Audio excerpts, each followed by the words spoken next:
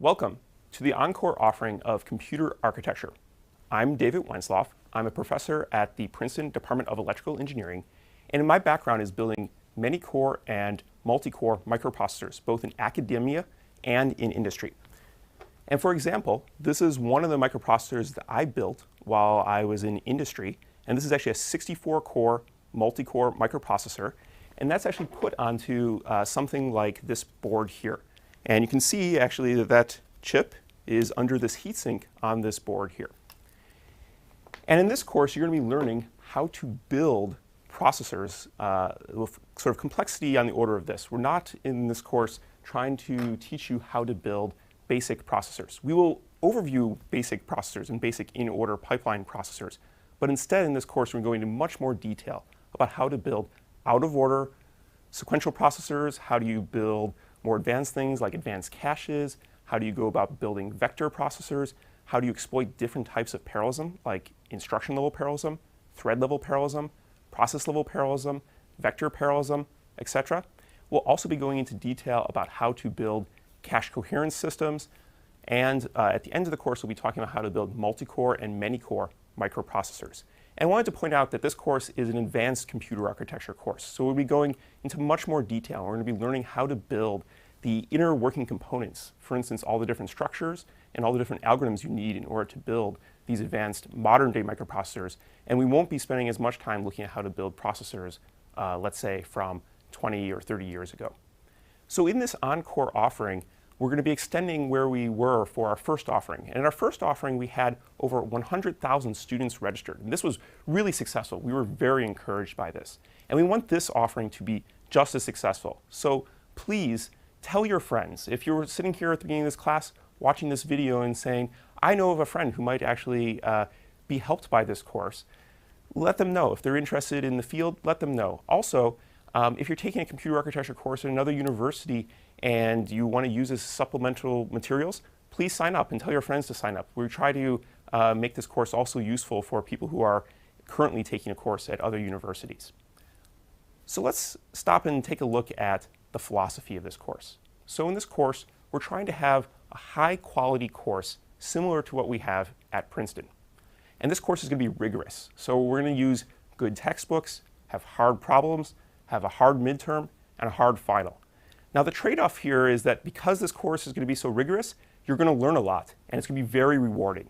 But unlike other courses where it might just be a survey-level course, this is going to go into the details. And the trade-off there is you're going to learn and be able to apply this information in the future of your life.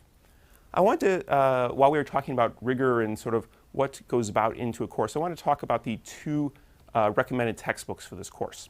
So the first recommended textbook is this one here. It's called Patterson and Hennessy, the two authors are Patterson and Hennessy, and the title of the book is Computer Architecture, A Quantitative Approach.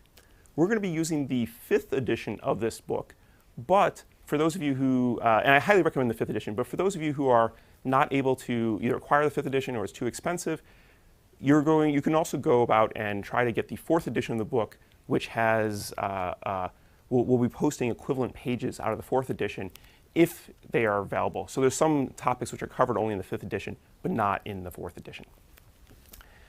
Also, I wanted to say we'll also be posting, if there's a particular question that we assign from the textbook, we'll be paraphrasing or copying the entire question out of there. We've had permission from the publisher to do that. The second book for this course we're going to be using is called Modern Processor Design Fundamentals of Superscalar Processors. And we'll be talking about this as, or we'll be mentioning this, and we'll be calling this the Shen and Lapasti book because these are the two authors of this textbook. I did want to point out that this version here, which has a blue cover and is hardcover, has recently fallen out of print at McGraw-Hill, who's the publisher. But it is being reissued by Waveland Press in a cheaper paperback edition. The paperback edition is going to have a white cover, and it will be released very soon. We'll post more details about that on the course website when it becomes available. For those of you who are joining in the middle of this course, we want to encourage you to jump right in. The midterm and the final, we will have open for long periods to take the exams and also to grade the exams, but If you are just coming in the middle and you're, like, say, joining like a week before the midterm or after the midterm, we'll be posting the answers to those, but we unfortunately can't have like infinite numbers of midterms and finals with full grading turned on. So you're more than welcome to come join the course, use it as a self-study, and we'll also be including, after the course completes, we'll be leaving open for self-study. And for instance, if you miss the midterm but you make it to this course for the final, feel free to take the final. So while this is the encore offering of the course, I wanted to talk a little bit about how we've improved this course since the first offering. So we'll actually, we've retaped several of the lectures, and we've fixed many different errata in the slides. And while I was speaking about errata, I wanted to encourage you, if you find an error somewhere in the course material, please log in and use the course forums.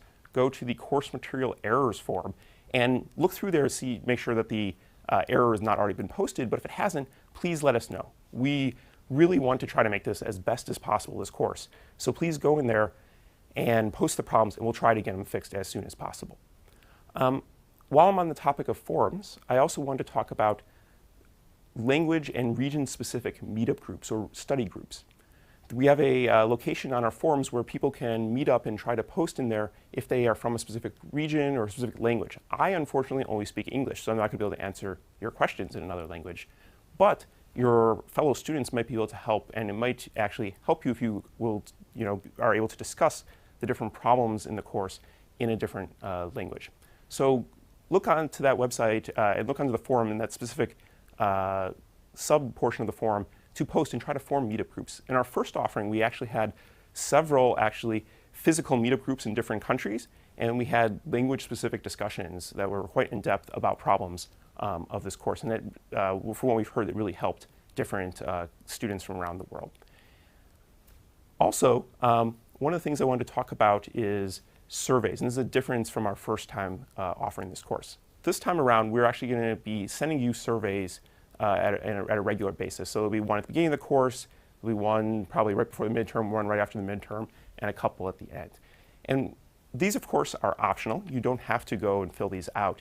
But what we're trying to do is we're trying to understand where the students who are taking our course are coming from, both in location, but also background and preparation.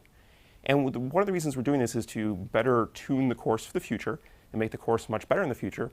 But also, we're trying to research and actively figure out how to better teach computer architecture in the future, and also just how to teach in a massively open online course environment better in the future. Finally, I wanted to talk about Princeton Electrical Engineering Department and all of the very strong computer engineering and computer architecture faculty members at Princeton Electrical Engineering. So if you're going and taking this course and you're really enjoying the course and you're learning and you say, I want to continue doing this in the future. And if you're, for instance, a senior in undergraduate, please apply to Princeton Electrical Engineering. Come and learn and figure out how to build better and better microprocessors in the future. We currently have 5 faculty members, both in the electrical engineering department and the computer science department, who focus on computer architecture. So we have tens of graduate students and also, as I said, 5 computer architecture faculty. And computer engineering is located in the electrical engineering department, so please come and apply to the electrical engineering department. Both, we also have circuits professors and a bunch of software professors over in the computer science department, and we are a top-ranked school. Our submission deadline for application process is December 15th. Thank you, and I look forward to having a very successful course with you.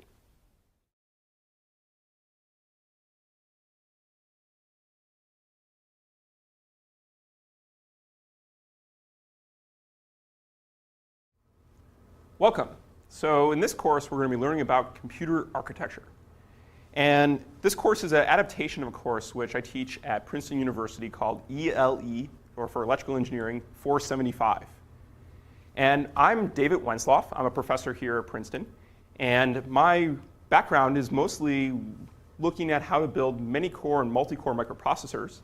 And in the past, I've actually built 2 of the world's fastest many-core microprocessors in industry, and before that I've worked in academia building many-core microprocessors. So about 15 years of processor design experience.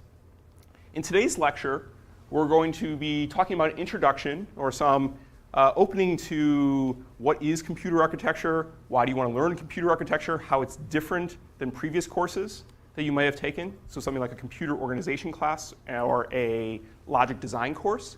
And then we'll talk about some content today, which is looking at instruction set architectures and how a instruction set architecture or big A architecture is different than implementation or microarchitecture, and why it's a good idea to split out these two ideas.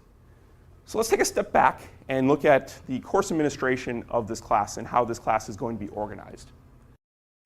So as I said, I'm David Wensloff. This class is roughly going to be the equivalent of 2 80-minute lectures a week. So this is the same format that's used at Princeton University.